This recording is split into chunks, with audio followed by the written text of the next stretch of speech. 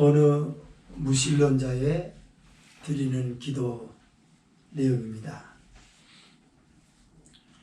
이 무신론자가 주님, 저는 세상을 만드신 분이 어떻게 이런 유한한 세상에 존재할 수 있겠습니까? 저는 믿고 싶지 않습니다. 당신의 존재에 대하여 있는 존재 그 자체를 저는 부정하는 무신론자입니다. 그러나 제가 침묵의 밤 때는 당신의 숨소리와 당신의 시간소리가 내 귓가에 들립니다. 저는 주의 제단에 꽃 한 송이 하나 드리지도 못하였고 감사치도 못하였습니다. 이제 이 더러운 손으로 당신의 성스러운 제단을 만져봐도 되겠습니까?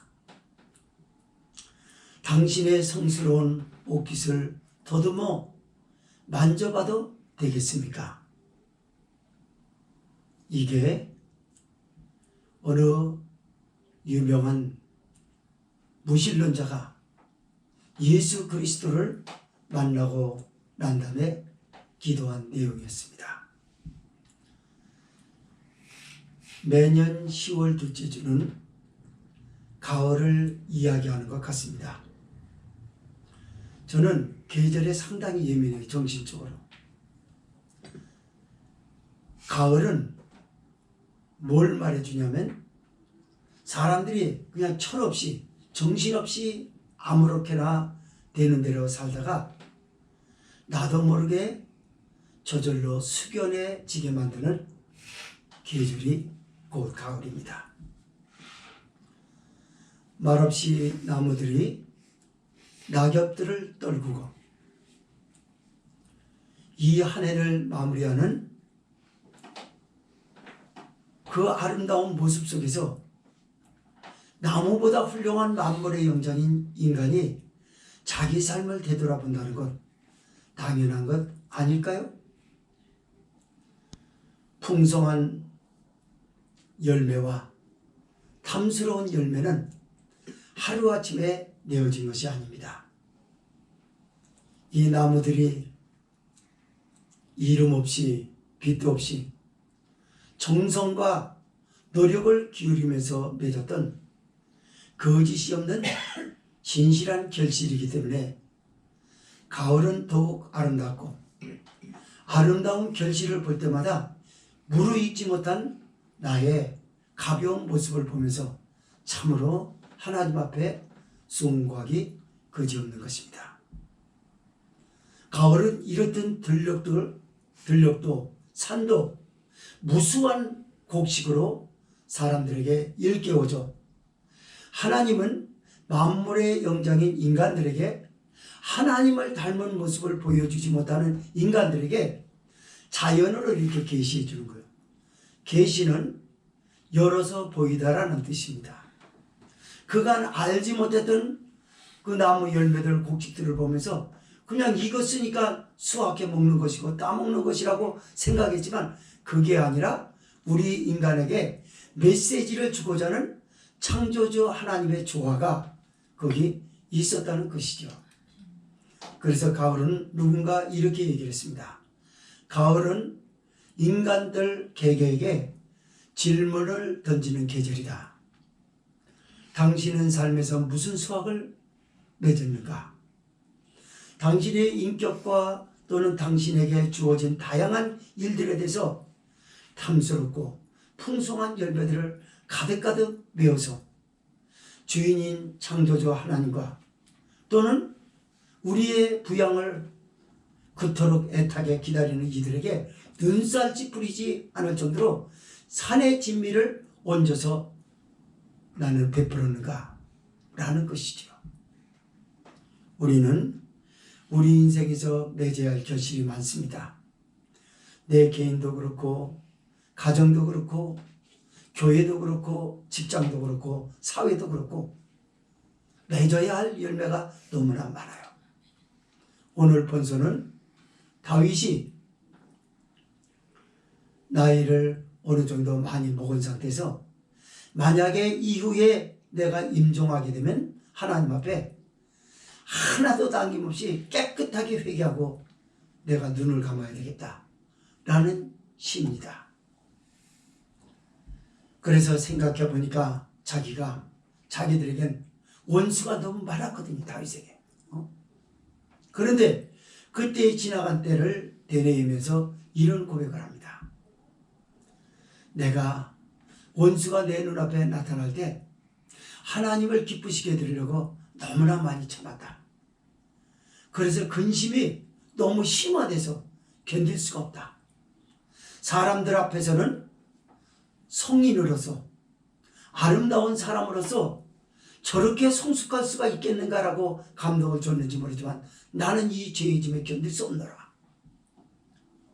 참고 참았다는 것이 생각날 적마다 우라가 치밀어서 화가 여기까지 올라와서 이게 죄가 돼서 나를 억누르고 있구나. 내가 이게 억눌림을 받으면서도 이 죄에서 해방되지 못하는 건 뭘까? 그리고 속 시원하게 죄질 바에는 남들에게 속 시원하게 속에 있는 것을 다 털어놓고 폭행할 건 폭행하고 자기의 항변을 할 거는 속 시원하게 항변하고 이렇게 했으면 좋겠는데 이것마저 못하는 건 뭘까? 바로 시한부 인생이기 때문에 그래요. 언제 죽을지 모르기 때문에. 주께서 나의 날을 손놀릴 만큼 되게 하시매. 참 무서운 얘기입니다. 그래서 나의 인생의 날이 주 앞에는 없는 것 같사오니 각 사람이 모두 이렇다고 합니다. 그럼에도 불구하고 사람들은 헛된 일에 분여하고 분여하다는 건 뭐냐면 바쁘게 움직인다는 거죠. 그리고 재물을 쌓는다는 거예요. 그러나 그것도 누가 취할는지 알지 못하다. 주여 내가 무엇을 바라보려 소망은 주께 있나이다. 하나님밖에 없다고 그래요. 이제는 내게 내렸던 징책을 내게서 옮기시옵소서. 주의 손이 나를 치심으로 내가 쇠망하였나이다. 영육간에 눌려서 죄의 짐에 눌려가지고 병들고 몸이 아프고 정신적으로 마음이 철량해지고 슬픈 무거운 짐을 여기서 토로하고 있어요. 주께서 죄를 견책하사 징계하실 때는 그 영화를 전목같이 소멸하게 하시나니 각 사람마다 허사뿐입니다. 아무리 그래도 대단해도 소용없대. 여호와여 내 기도를 들으시고 나의 부르짖음에 귀 기울이소서. 내가 눈물을 흘릴 때 잠잠하지 마옵소서. 만약에 잠잠하신다면 내가 주의 앞에는 객이 되고 거류자가 되비 나의 열조들이 그렇게 허망한 것을 경험했던 걸 또다시 나는 경험할 것입니다. 내가 이 세상을 떠나기 전에 아무쪼록 건강을 회복시키셔서 그러니까 마지막에요 많이 아팠던 모양이에요. 이런 배경과 내용을 통해서 이 가을에 못다 맺었던 결실을 요만큼이라도 맺는 결심을 가지고 주의 말씀을 두 가지로 열어서 보도록 하겠습니다. 첫째로 1절에서 7절은 인생의 한계를 절감한 다윗의 처절한 고백이 소개되고 있습니다. 두 번째 8절에서 13절은 소망은 주님께 있다는 다윗의 부르짖는 기도를 보게 됩니다. 1절에서 7절 있습니다. 시작.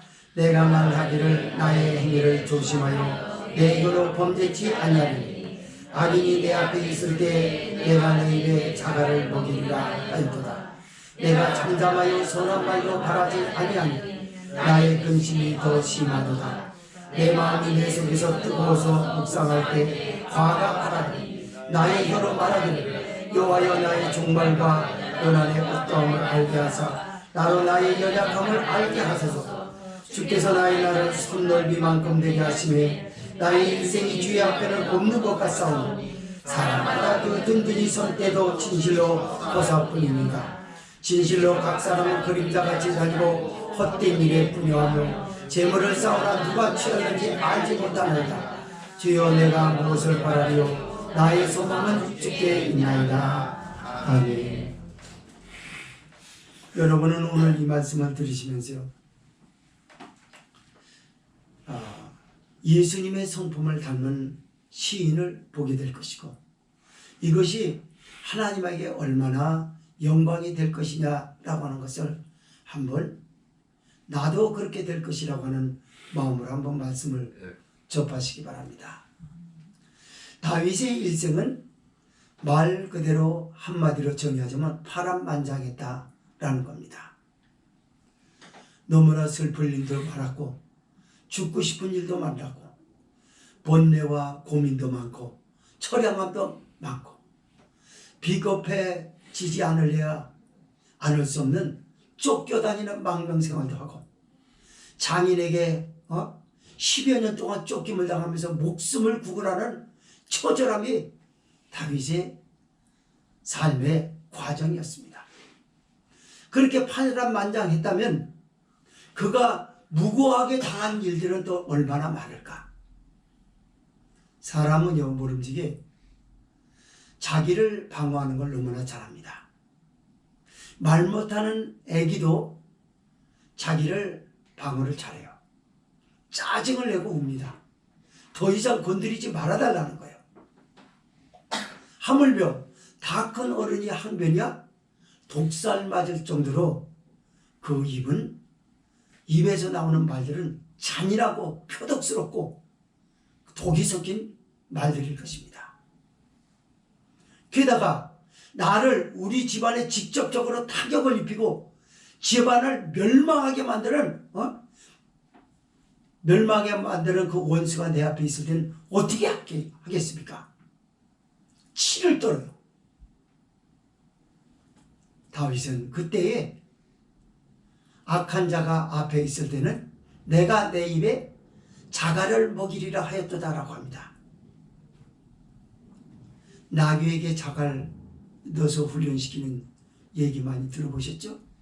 그런데 다윗은 누구의 강요가 아니라 자기 스스로 자기가 원수를 갚아버리는 것은 사람으로서 마땅한 것이라고 말해요. 그건 보복이라고 할 것이 아니라 합당하기까지 할 정도로 나에게 무고하게 행하였던 사람이라면 그렇게 하는 것은 자기 방어일 것입니다. 그런데 방어조차 하지 않았다. 방어하고 싶어 하는 에너지가 여기서 확 밀고 올라왔을 때 내 입에 내가 자갈을 먹이리라 하였도다. 이거는 앞으로 그렇게 하겠다는 게 아니라 그렇게 자기가 했던 경험을 고백하고 있는 거예요. 그때 자갈을 물리라. 자갈을 물린다는 건 문맥 그대로도 좀 이해해 볼 수 있는데요. 자갈을 물면요, 이 충격이 얼마나 크겠습니까? 우리 옛날에 어머니들은 아이를 낳을 때마다 여러분이 가끔 사극에서 보시죠? 위에다가 뭔가 띠 같은 거를 이렇게 질긴 천으로 해서 붙들고 그냥 막 용을 쓰는 걸 봐요. 그리고 이가 상할까봐 아기를 낳는 어머니는 많이 힘들 때는요, 이를 악물른다고 그러더라고요. 그러면 이가 아기를 많이 낳은 사람들은 대체적으로 이가 약하다는 그런 그 말도 있긴 하더라고요. 그만큼 용을 많이 써가지고 그런 거죠. 그런데요, 그것도 아픈데 여기다가 자갈을 물리면 어떻게 하겠습니까? 엄청난 거죠. 그러니까 아파서 못하는 거, 아파서. 다윗의 이 모습을 보면서 우리가 볼 수 있는 것은 무엇일까요? 말없이 죄인들의 죄를 묵묵히 받아내시는 침묵하시는 예수님의 십자가에 죽으신 것입니다. 아멘. 다윗의 한 개인이 성스러워서 이렇게 한 것이 아니라 잠시 후에 보겠습니다만 하나님이 내게 은혜를 주시지 않았다면 이게 어찌 가능한 일이겠냐라고 고백할 정도로 다윗은 그렇게 고백한 바가 있습니다. 내가 잠잠하고 선한 말도 바라지 아니하니 사람은요, 지금 화가 나는 걸 선한 말로 치장하려고. 그래도 화를 바라는 것보다는 그게 훨씬 아름답죠. 성숙한 사람만이 할 수 있는 표현입니다. 화가 나는, 이거 한마디 해가지고 하고 싶은데 선한 말로 치장하는 겁니다. 뭘로 치장하는? 그 사람을 좋게 피할할 수 있는 구실을 만들어가지고 말하는 거예요. 그건 자기가 아니거든요. 자기 속에 이걸 감추려고 말한 거거든요. 다윗이 그렇게 했대요. 내가 잠잠하고 선한 말도 바라지 아니하니. 그 자체가 속이는 것이고, 그렇기 때문에 다윗은 그걸 못하겠다는 거예요. 그러니까 내 마음이 내 속에서 뜨거워서 화가 바라니 그래요. 이거 너무 참았더니 근심이 심화가 된 거예요. 근심이 더 깊어지면 어떻게 될까요? 사람이 근심 걱정하면 이러죠. 이렇게 하고 한숨 쉬고 그러죠. 근데 그게 심하면 어떻게 될 것 같습니까? 만약에 심하면 절망적 자기 표명이 나올 거야.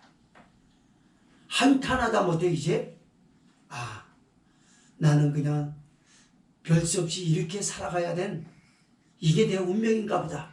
운명적으로 받아야 되겠다. 그 저주스러운 절망스러운 순간들을 말해요. 다윗이 그러는 거예요.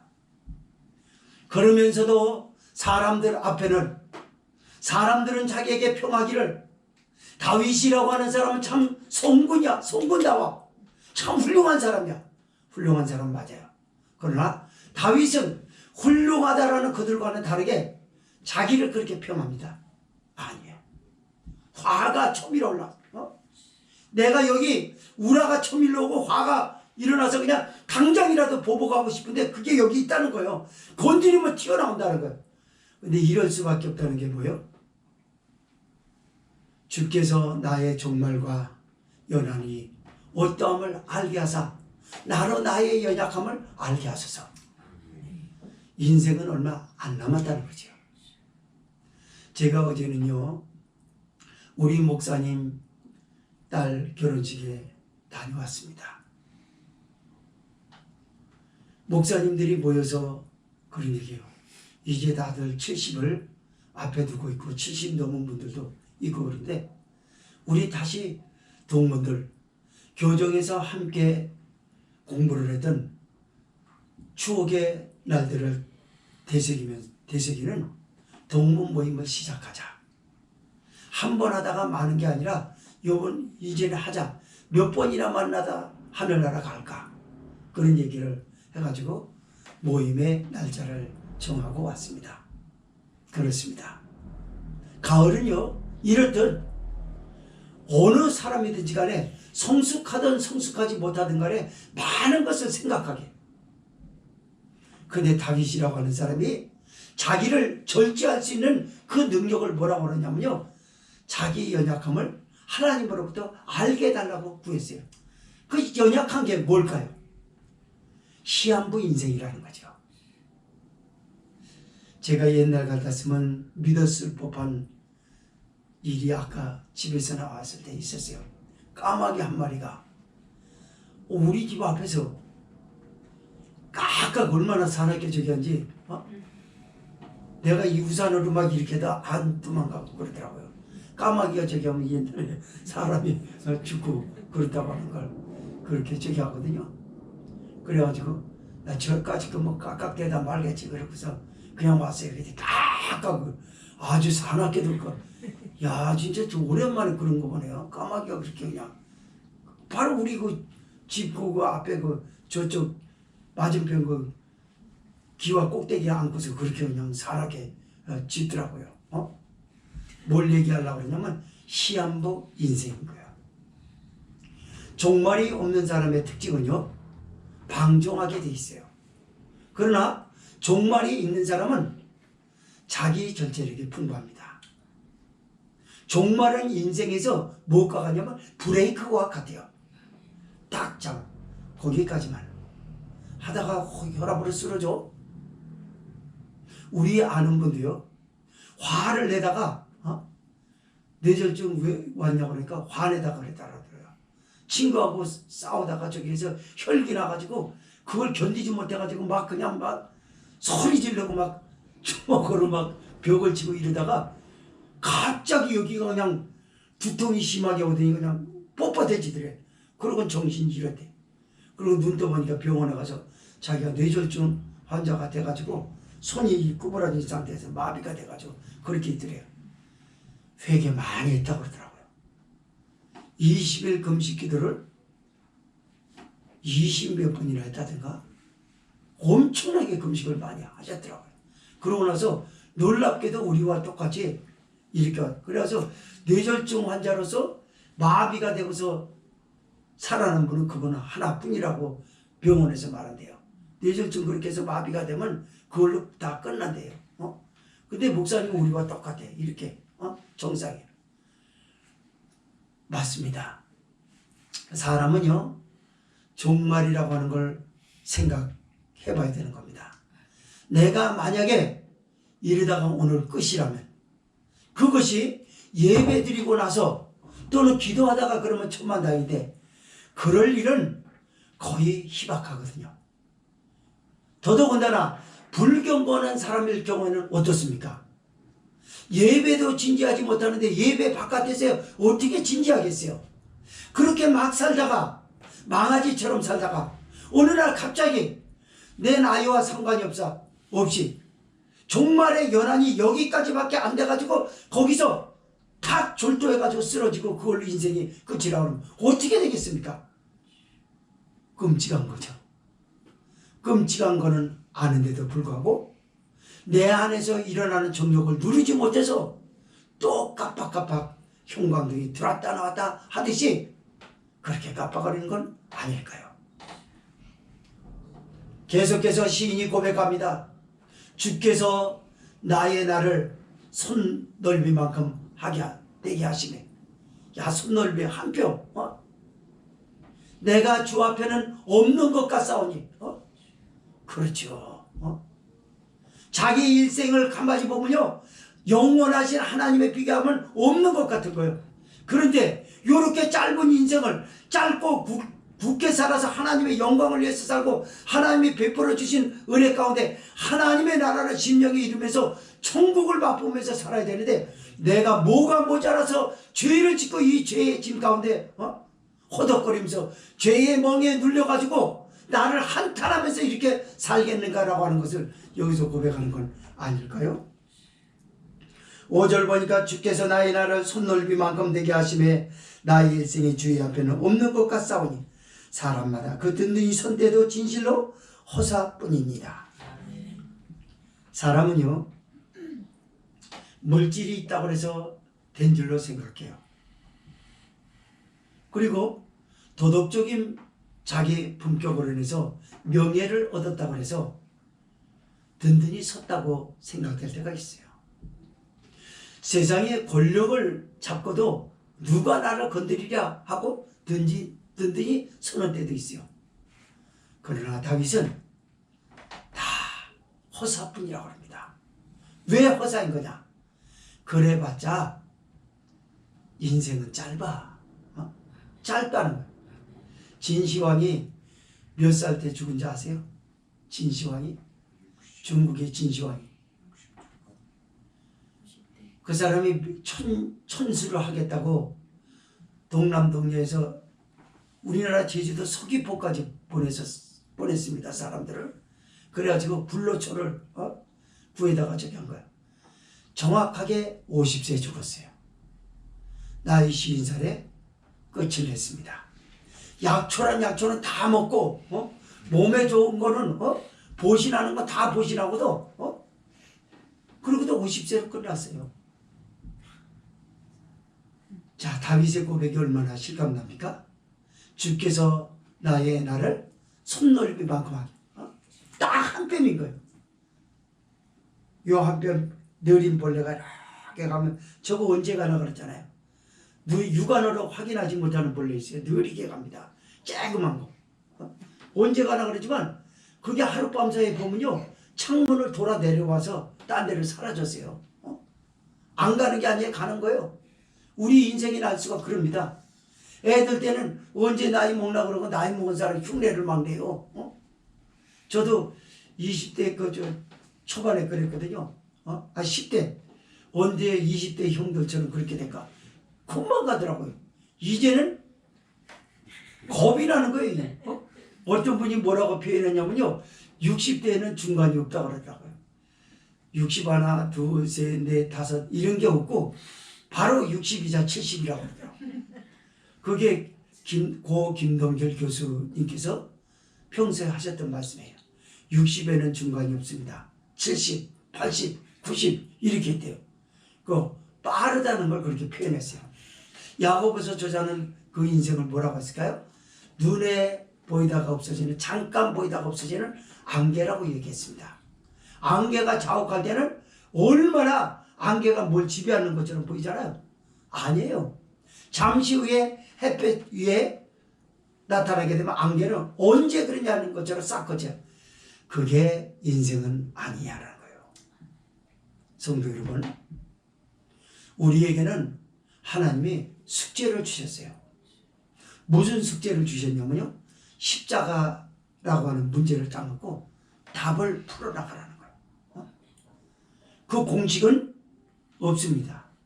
공식은 다 틀려요. 그 공식은 그 삶이에요. 하나님의 백성으로 살아가는 겁니다. 그게 공식이에요. 그리고 그 공식이 모아져서 어느들 답을 내릴 때 그때 주께서 부르신다면 얼마나 아름답겠습니까? 이런 신앙의 결실, 이런 결실을 맺으시기를 주의 이름으로 부탁을 드립니다. 6, 7절을 읽겠습니다. 시작. 진실로 각 사람은 그림자같이 다니고 헛된 일에 분요하며 재물을 쌓아나 누가 취하는지 알지 못하나이다. 주여 내가 무엇을 바라며 나의 소망은 주께 있나이다. 잘 보세요. 진실로 각 사람은 그림자같이 다니니 그래요. 그림자 허상이죠? 허상이란 말이에요. 아까 하나님이 나의 일생의 날, 나의 날을 손넓이만큼 하셨다고 그랬잖아요. 그냥 그러면서 각 사람 다 허사뿐입니다 라고 얘기했어요. 그래서 허상이라는 거예요. 근데 허상이라는 걸 생각하면 조심스럽게 살아야 되거든요. 짧기 때문에 인생에. 근데 뭐가 이걸 기억에서 지워버릴까요? 무엇이 지우개가 될까요? 돈이라고 합니다. 헛된 일에 분용하며 라고 합니다. 헛된 일은 뭐가 있을까요? 앞서 잠시 말씀을 드렸던 것처럼 명예를 얻는 것도 사실 헛된 거예요. 주 안에서 얻는다라고 하면 아름답지만 가치가 존중받아야 할 위대한 것이지만 주 바깥이라고 하면 명예 의미가 없어요. 권력도 의미 없습니다. 인기도 의미가 없습니다. 돈 많이 쌓아놓고 부자 되는 거 의미가 없어요. 다 헛된 일이에요.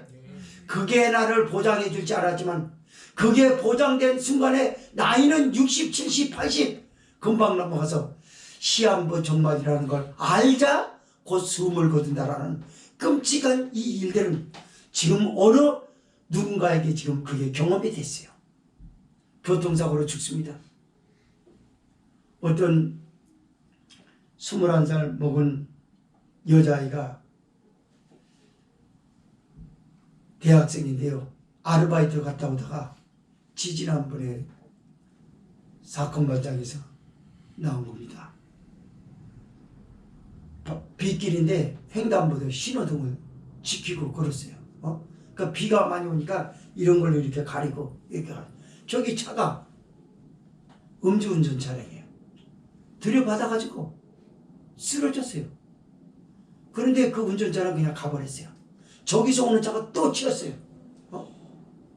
그래서 그 뒤따라 오는 차가 보니까 아직 죽지 않고 이렇게 움직이는데 자기가 뒤집었을까봐 자기도 조금 치긴 쳤어요. 그런데 살짝 쳤던 거 이렇게 하는 바람에 그 사람이 태워가지고 병원으로 이송해서 살았다는 거죠. 근데 자기가 다 뒤집었을까봐 독박 쓸까봐 그냥 간 거예요. 그리고 그 20대에 꽃다운 나이에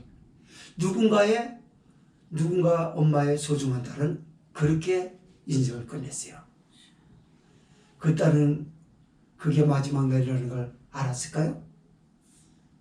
알 리가 없죠. 알 필요도 없었죠. 근데 그게 가엾게도 끝이었어요. 학교 생활도 채 마치기 전에 아르바이트에서 사회인이 되어보겠다라고 꿈을 펼쳐보려고 하는 새싹 같은 이 20대가 인생이 거기서 끝을 났어요. 지금 요 순간에서도 몇 사건이 일어나는지 몰라요. 병원에든지 도로에든지 산책을 한다든지 여행지에 가서든지 수도 없이 세계 곳곳에서 이런 일이 일어나거든요. 근데 놀랍게도 이걸 지우개를 지워버린다는 게 뭐라고요? 이게 지워지지 말아야 사람을 성숙하게 만들고 믿음의 사람에게 경건하게 살아갈 수 있는데, 지워지게 만드는 것은 뭐냐면 헛된 일에 분명한 거예요. 돈 얻어서 나도 권력 얻어볼까? 사람들에게 인기 좀 끌어볼까? 그러면서 그게 지우개가 된 거 다 지워져 버렸어요. 그러니까 바르게 살기가 만만하죠.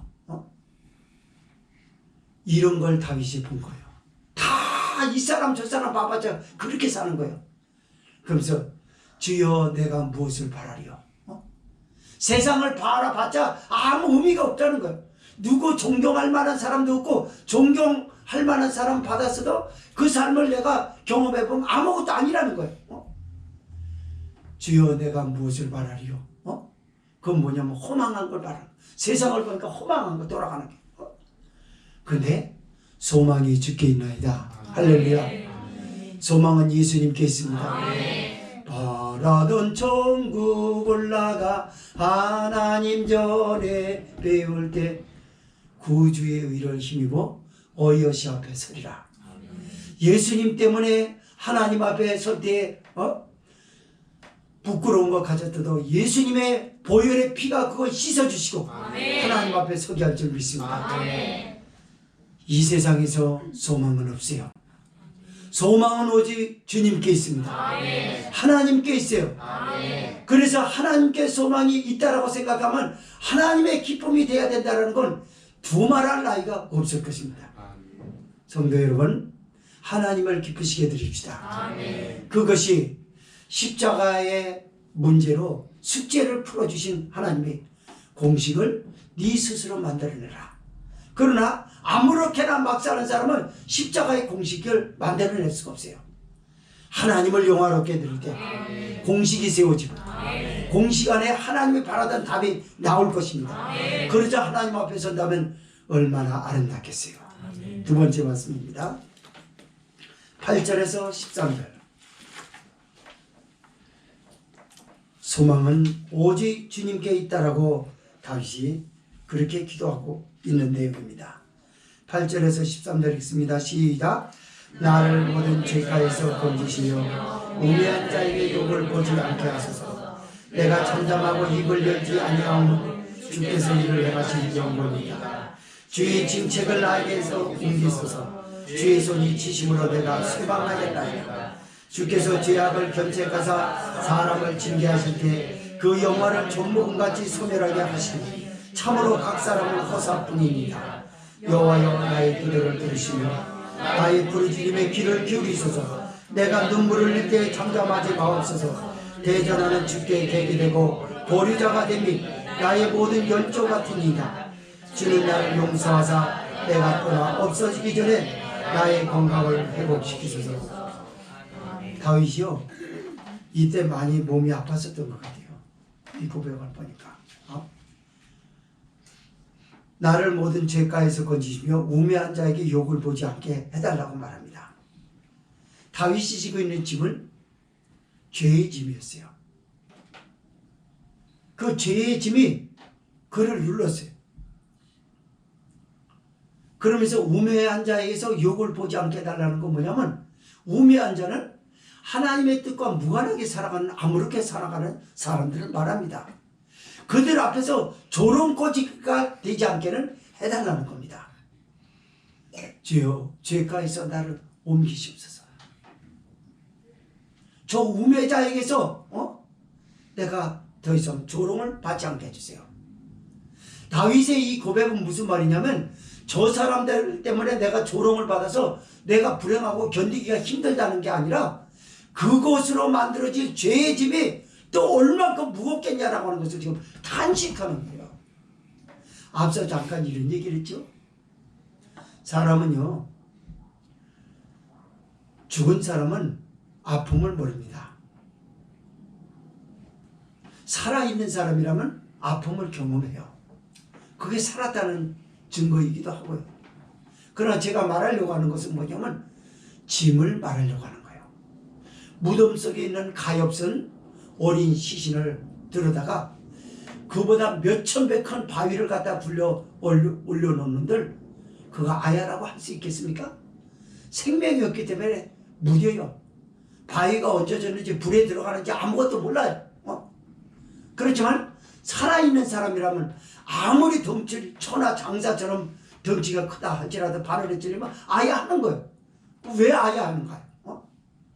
생명을 가졌기 때문에, 아프기 때문에, 짐이 뭔지를 알기 때문에 표현하는 거예요. 너무 아프다. 하물며 죄의 짐이라고 하는 거. 여러분, 죄를요 밥 먹듯이 지는 사람은 잘 몰라요. 그러지만 죄 짓고 나가지고 자기 영심이 꺼려가지고 괴로워하는 사람들이 있어요. 그런 사람들은 죄의 짐은 무겁습니다. 그러면은 아무렇게나 막 사는 사람하고 같이 대화를 한다고 쳐봅시오. 대화가 됩니까? 안 돼, 안 돼. 영적으로 알지 못하는 사람하고 영적인 사람은 대화 됩니까?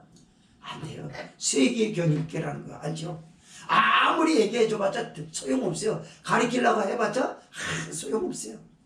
들으려고도 하지 않아요. 왜 그런가요? 그 영이 무뎌져서 그래요. 그 영이 무뎌져 있기 때문에 좋은 말 아무리 해주고 그래도 들을 귀가 없어요. 그때뿐인 거예요. 그리고 지나면 또 그런 거예요. 왜 그러죠? 그건 많이 죽어있어요, 영이. 그 감각이 없는 거예요. 그래서 영적인 얘기는 하나도 안 들어.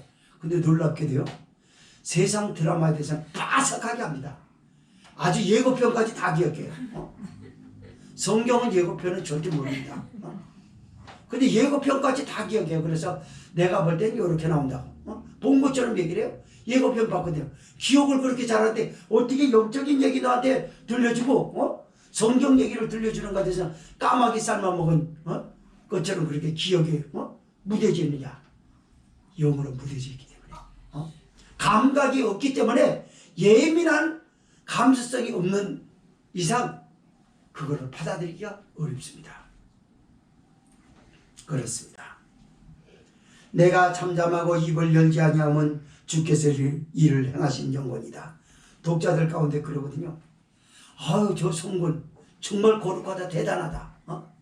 사람은 거룩한 사람 없어요. 의인은 없으되 하나도 없다는 게 성경의 가르침이에요. 그래서 다윗이 그러는 거, 독자들에게 자기를 우러러볼까 봐. 여러분, 우리가 우러러볼 수 있는 분은 성삼위 하나님 뿐입니다. 아무리 성스럽게 사는 사람이라 할지라도 예수님의 십자가에 비교가 됩니까? 게임이 안 되죠. 우리 같은 죄인을 용서하시는 하나님의 하늘보다 더 큰 사랑, 바다보다 더 넓은 사랑을 알 수나 있겠습니까? 측량할 수 없는 그 사랑? 몰라요, 여러분. 하나님의 비교할 수 있는 인생이 어디 있겠어요? 다윗이 그런 거예요. 그냥 인생은 인생일 뿐이다. 내가 입을 열지 않고 잠잠하는 것은 뭐냐면은 주께서 일을 행하신 영광으로다 그러잖아요. 하나님이 자기에게 은혜 베푸셔서 했다는 거예요. 그러니 다윗이라고 하는 사람 고백을 보면서 하나님이 기뻐하시지 않겠어요? 사도행전 13장 22절이 그것이 아닙니까?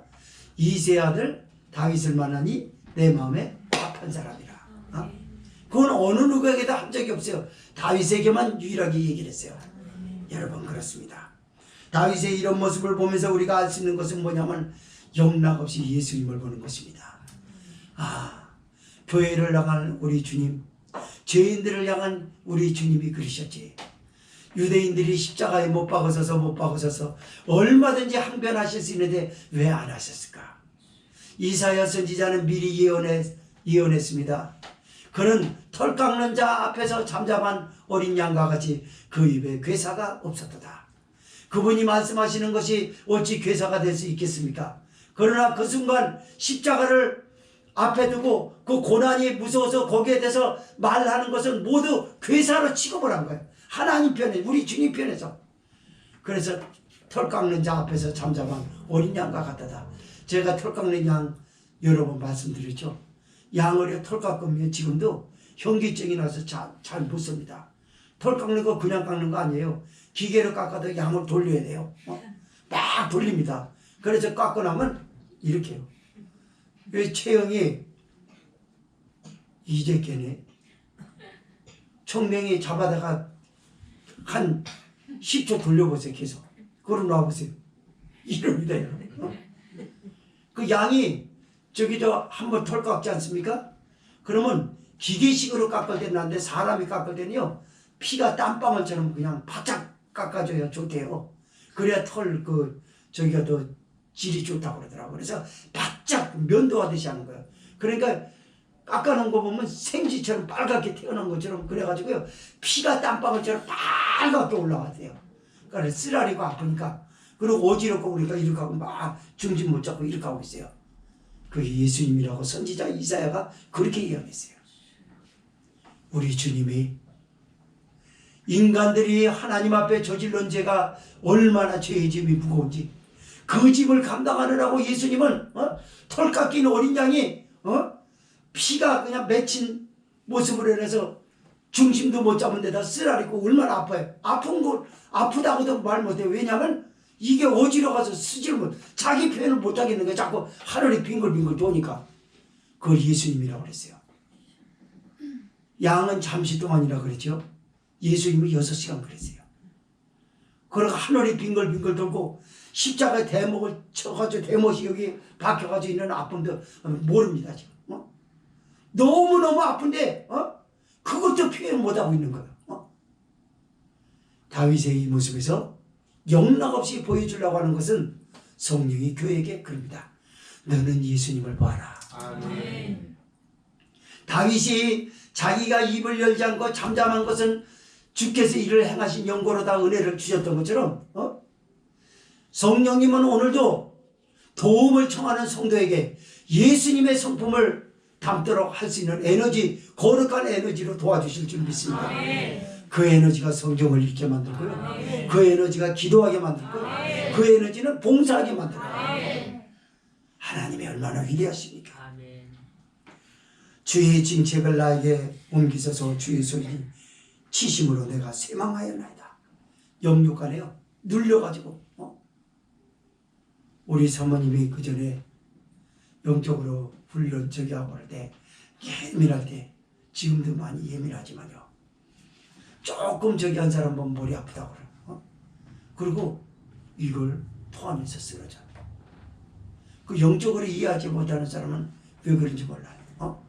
그 영적으로 예민하기 때문에 조금만 눌려도 이게 막 토하고 쓰러지고 그러는 거예요. 다윗의 표현이 그래요. 주의 손이 나를 치심으로 내가 쇠망하였나이다. 쇠망하였다라고 하는 것은 뭐냐면 눌려가지고 어떻게 할 수 없는 무거운 죄짐을 지금 지고 한탄하는 걸 말하는 거예요. 주께서 죄악을 견책하사 사람을 징계하실 때 그 영화를 좀먹음같이 소멸하게 하시니 참으로 각 사람은 허사뿐입니다. 하나님이 그 사람의 지은 죄를 하나님이 견책하여 책망하신다고 말해요. 만약에 하나님이 그렇게 책망하신다면 그가 가지고 있는 영화는 좀먹음같이 소멸되는 건 뻔할 거 아니냐 그 말이에요. 돈 가지고 재주를 부리고 돈 가지고 허세를 하고 돈 가지고 오만을 떨고 권력을 가지고 그렇게 했던 사람들 하나님이 쳤어요. 치니까 어떻게 되든가요? 서서히 좀먹음같이 병이 들어서 속으로 파먹습니다.